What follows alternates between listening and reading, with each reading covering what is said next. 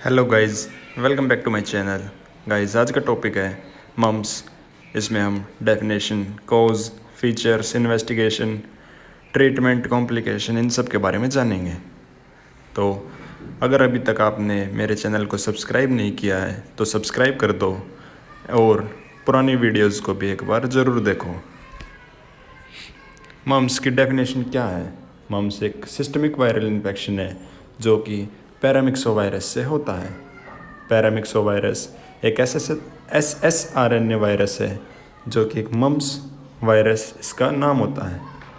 ये respiratory droplets और saliva से स्प्रेड होता है। जो मल्टीप्लिकेशन ऑफ वायरस होती है वो अपर रेस्पिरेटरी ट्रैक्ट एपिथेलियम में होके एक फेज आती है जिसमें वायरीमिया होता है, यानी वायरस ब्लड में एंटर करता है। Subsequently, various organs such as salivary glands, pancreas, meninges and gonads are involved. जो एवरेज इंक्यूबेशन पीरियड होता है वो 14 to 21 डेज़ का होता है। पेशेंट जो इन्फेक्टिव होता है वो एक दिन पहले इन्फेक्टिव हो जाता है सिम्टम्स के आने से, और वो एक हफ्ते या 2 हफ्ते तक रह जाता है। एवरेज 9 से 10 दिन के लिए रहता है। क्लिनिकल फीचर्स, इसमें पेशेंट को बुखार होगा, मलीज होगा, माइल्ड पेन होगा इन मसल्स, ये सबसे पहले दिखेंगे। उसके बाद बाइलेटरल स्वेलिंग होगी पैरोटिड ग्लैंड की, जो कि फीवर वगैरह के 24 घंटे के बाद दिखेगा विद इन नेक्स्ट 24 आवर्स। और बाइलेटरल पैरोटिड स्वेलिंग ज़्यादातर केस में होती है। ये ज़रूरी नहीं है कि हर किसी पेशेंट को पैरोटिड स्वेलिंग हो, बाइलेटरली हो। जो ओरिफिस यानी ओपनिंग है स्टेंशन डक्ट की, वो स्वोलन और रेड हो सकती है। जो अदर सलाइवरी ग्लैंड्स हैं उनका इसमें इन्वॉल्व होना वो बहुत ही कम है। और पेन पेशेंट को खाने पे, सोलिंग, निगलने में और बात करने में भी हो सकता है। इस मम्स को मैं ये बताना भूल गया, इसको हिंदी भाषा में हम कन्फेड नाम से भी जानते हैं। The glandular swelling disappears within a week. जो ये पैरोटिड ग्लैंड की स्वेलिंग है ये एक हफ्ते के अंदर कम हो जाती है, ख़त्म हो जाती है।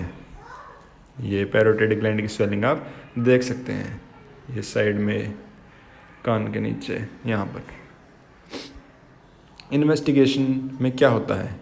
जो सीरम अमाइलेज है वो रेज्ड हो सकता है, जो कि पैरोटाइटिस यानी पैरोटिड ग्लैंड की इन्फ्लामेशन के कारण, या पेनक्रियाटाइटिस यानी पेनक्रियाज की इन्फ्लामेशन के कारण भी हो सकता है।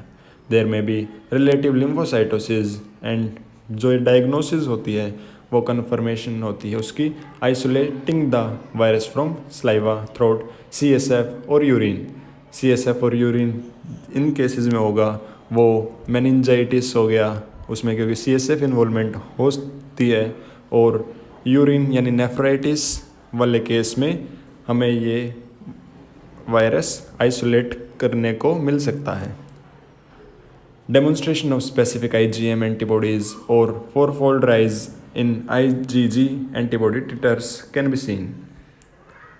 कॉम्प्लिकेशंस ऑफ मम्स, इसमें एसेप्टिक मेनिंजाइटिस, क्योंकि ये मेनिंजेस को भी इन्वॉल्व करता है धीरे धीरे, तो इसलिए एसेप्टिक मेनिंजाइटिस यानी वायरल मेनिंजाइटिस भी हमें देखने को मिल सकता है। ओरोजाइटिस, ऊफोराइटिस, पेनक्रियाटाइटिस, पेनक्रियाज की इन्फ्लेमेशन, जहाँ पर भी आइटिस आ जाता है यानी वो मतलब इन्फ्लेमेशन होता है, यानी लास्ट में अगर आइटिस आता है तो उस चीज़ की इन्फ्लेमेशन हो जाती है। जैसे पेनक्रियाटाइटिस में पेनक्रियाज की, हेपेटाइटिस में लीवर की, मायोकार्डाइटिस में मायोकार्डियम की, थायराइडाइटिस में थायराइड की इन्फ्लेमेशन, नेफ्राइटिस में नेफ्रॉन यानी किडनीज में इन्फ्लेमेशन, आर्थराइटिस जॉइंट्स में इन्फ्लेमेशन, थ्रोम्बोसाइटोपिनिया, एंसेफेलाइटिस में ब्रेन इन्वॉल्वमेंट होती है।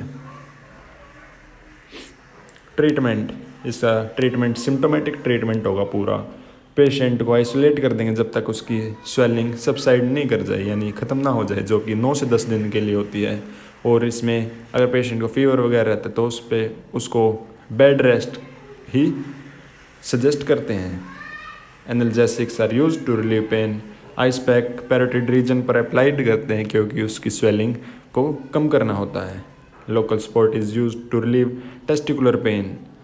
और इंटरफेरॉन अल्फ़ा जो होता है वो ओर्चाइटिस के केस में हेल्पफुल हुआ है कुछ केसेस में। अब प्रिवेंशन के बारे में, प्रिवेंशन इसकी क्या कंफर्म करती है, अगर किसी इन्फेक्शन जो पैरोटिड का होता है वो अगर हो गया एक बार तो लाइफ लॉन्ग इम्यूनिटी हो जाती है उसकी। यानी अगर एक बार मम्स का इन्फेक्शन हुआ तो बाद में नहीं होगा और लाइफ लॉन्ग इम्यूनिटी डेवलप हो जाती है। Primary prevention of mumps is done by administration of live attenuated virus vaccine. इसमें हम MMR वैक्सीन देते हैं जो कि 12 से 15 महीने के बच्चे को देते हैं। ये vaccine life long immunity provide करती है और ये हर उस एडल्ट को भी दे सकते हैं जिनको मम्स ना हुआ हो। यानी ज़रूरी नहीं है कि हम ये बच्चों में ही दें। अगर किसी इंडिविजुअल को मम्स नहीं होता है पूरी तब एक फेज़ तक और उसका ये वैक्सीन रह गया है तो हम उसको वो भी दे सकते हैं। However, this is contraindicated in pregnant women and immunocompromised individuals like AIDS patient। तो आज के लिए इतना ही। उम्मीद है आपको ये वीडियो पसंद आई होगी और पसंद आए तो आप लाइक कर दें, चैनल को सब्सक्राइब कर दें और अगली वीडियो का इंतज़ार करें। Guys bye, thank you and love you all.